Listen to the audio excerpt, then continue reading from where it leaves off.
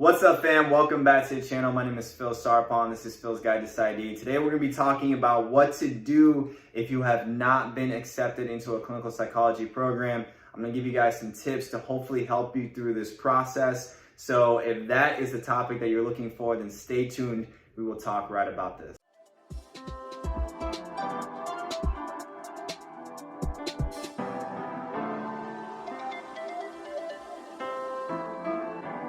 Alright guys, so if you have not been here before, my name is Phil Sarpon. This is Phil's Guide to PsyD. This channel is dedicated to all things clinical psychology. If you care about psychology, or if you care about self-care and mental health, and you want a little bit of a sneak preview into what grad school might look like for you, then this is the channel for you. So today we're going to be talking about what to do if you have not been accepted into a clinical psychology program. And I do want to offer some encouragement for you guys. Honestly, do not get down on yourself. This is only a minor setback. You are still valued. You are important. You have a purpose. This is only going to be a little bit of a rift in the road. You are still going after your journey in terms of becoming the person that you are. This is only all a part of the process. All right, so please do not get down on yourself. Definitely go through lamenting through the process. Talk about it with a family member or a friend or a loved one. Definitely grieve through this process. I think that is definitely really important. People don't really talk about grieving through certain things, but I think in order to get over something, you do have to grieve it. You do have to lament over it and feel at peace in your soul about it. All right, guys, so after you have grieved through the process, the next thing that I would encourage you to do is to assess your options. Basically, you have two options. Number one, you could reapply to different programs, different clinical psychology programs, or you can do something else. Now, I can't give you advice in terms of what specifically you should do, but I would encourage you to talk to the people that know you best, your family members, your mentors, your loved ones, in terms of other potential things that you might do outside of clinical psychology. Now, if you are wanting to reapply to clinical psychology programs, I don't think this is a bad option as well. In fact, there's a lot of people that actually apply multiple times to get into clinical psychology school. I mean, clinical psychology school is very competitive as med school or dental school and so forth. And so it is not a knock on you if you do not get in the first time. Honestly, you probably have plenty of time to apply again and to get your application to be stronger and to learn from this experience and become better. Okay, so if you want to go ahead and do something else, go ahead and do something else. But if you want to reapply, stay tuned. I will continue to give you guys some options in terms of how to make your application better and stronger for the next application cycle. All right, guys, the next thing that I would do is call the schools, email the schools that rejected you and ask them why they rejected you. Now, I know this may seem like a really bold move, but honestly, I think that the schools, like, you deserve to know why they didn't choose you, because you did put in that application money. You did spend in that time, you did put in that work in applying to these schools, and you do deserve an answer, in my opinion.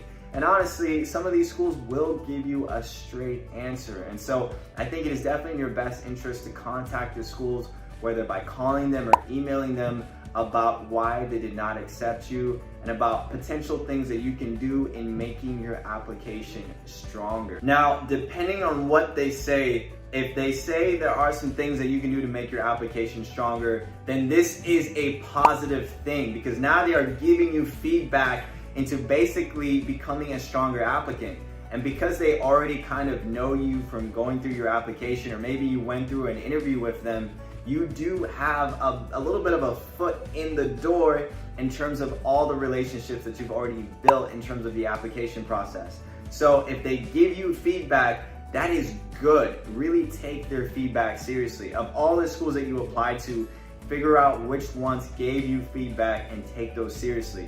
So for example, if they say, hey, you really actually need to just raise your GRE score, that is something that's tangible for you that you can do, right? You can go into studying for the GRE longer and putting in that work and getting a higher score.